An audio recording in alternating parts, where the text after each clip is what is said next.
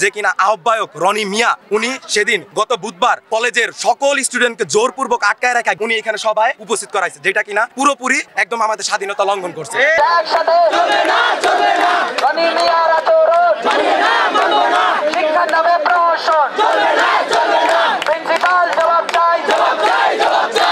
আমাদের এখানে কলেজে এটা একটি পড়াশোনার জায়গা, এই জায়গায় একটি রাজনৈতিক মতবিনিময়ের কথা বলে আমাদেরকে জোরপূর্বক এখানে আটকায় রাখা হয়েছে কলেজের মধ্যে।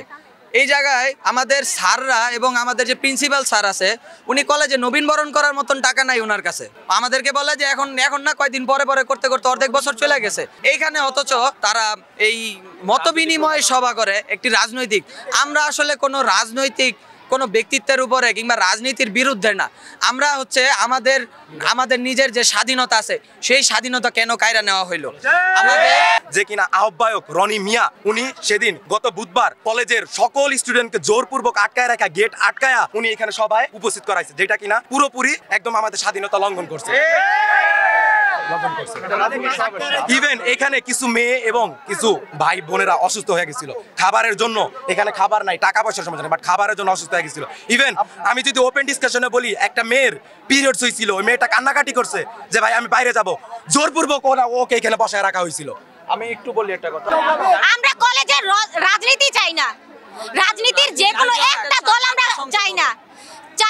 রাজনীতি যদি কলেজে থাকতে হয় সবগুলো দলের রাজনীতি একসাথে থাকবে, একটা দলের রাজনীতি আমরা কলেজে চাই না।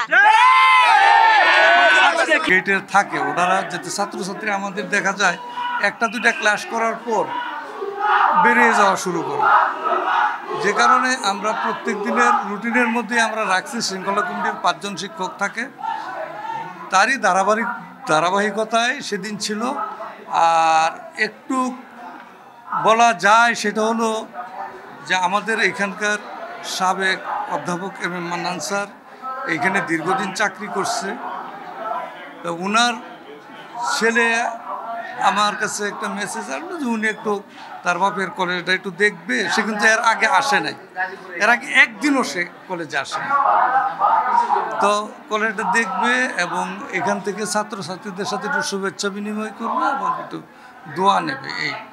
এইটাই যে এটার জন্য আবার কলেজের নোটিশ এই ধরনের কোনো কিছু না ছিল না, যে জাস্ট একটু শুভেচ্ছা বিনিময় করবে ছাত্রদের। এই জন্যই মূলত যে সেদিন ওই পরবর্তীতে যে একটু অন্য দিনের চেয়ে একটু বেশি করা হয়েছে, যেহেতু স্যারের ছেলে রনি সাহেব আসবে এই জন্য। কিন্তু আসলে কলেজের এটা উনি আসছে তারও অনেক পরে।